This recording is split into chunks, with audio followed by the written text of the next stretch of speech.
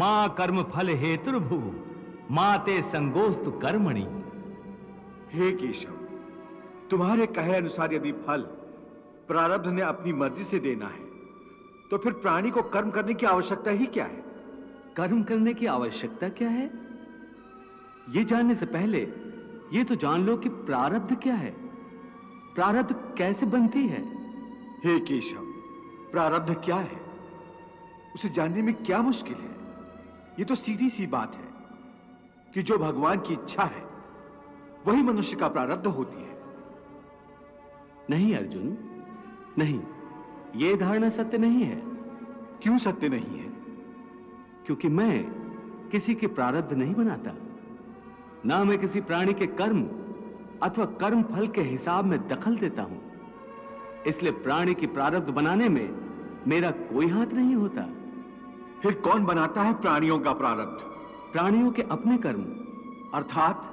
अर्थात ये कि प्राणी जैसे कर्म करेगा उसका वैसा ही फल पाएगा। अच्छे कर्म करेगा तो अच्छा फल मिलेगा और बुरे कर्म करेगा तो बुरा फल पाएगा। यही जो प्राणी के अच्छे बुरे कर्मों के अच्छे बुरे फल का हिसाब है, इसी को प्रारब्ध कहते हैं। अपने पुण्य कर्मों के फलस्वरूप सुख और अपने पाप कर्मों के फलस्वरूप दुख प्राणी इसी जन्म में या अपने अगले जन्म में भोगना ही पड़ता है, वो टल नहीं सकता।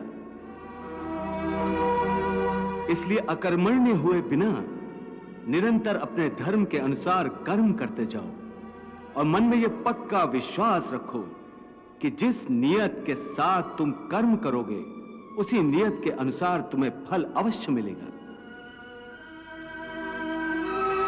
कर्म का यह अटल विधान है, इसमें कभी किसी के साथ अन्याय नहीं हो सकता।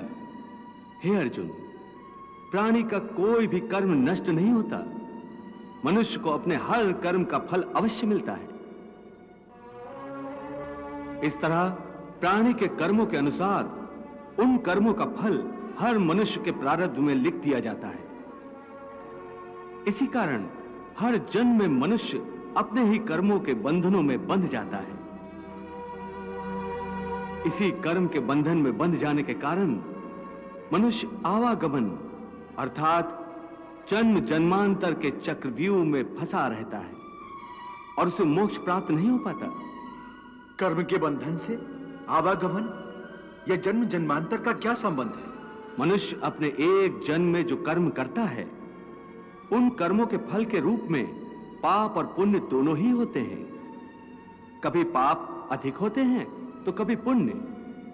दोनों का दुख सुख भोगते हुए मनुष्य अपने नए जीवन में जो कर्म करता है उनका हिसाब पाप पुण्य के खाते में नए सिरे से लिख दिया जाता है।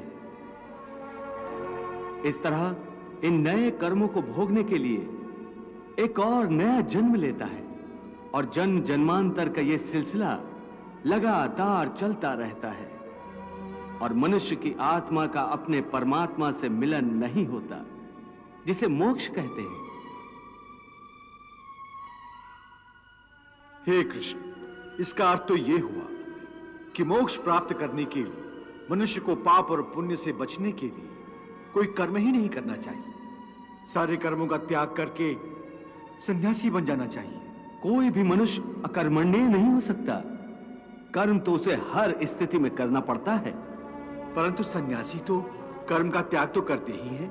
हे पार्थ, सन्यासी भी कर्मों का त्याग नहीं करते, ना ही कर सकते हैं। मैंने पहले ही कहा था कि सन्यासी भी कर्म करते हैं, खाना पीना, उठना बैठना। हे केशव, जब कर्म से मनुष्य मुक्त नहीं हो सकता तो वो कर्म कैसे करे कि उसे पाप और पुण्य से मुक्ति मिले? हे पार्थ, इसका तरीका यह है कि मनुष्य फल की इच्छा त्याग कर कर्म को अपना धर्म समझकर करे। फल उसे अवश्य मिलेगा, परंतु इस फल का वो विधान की इच्छा समझकर स्वीकार करे। ज्ञानी पुरुष इसी योग को अपनाकर कर्म योगी बन जाते हैं।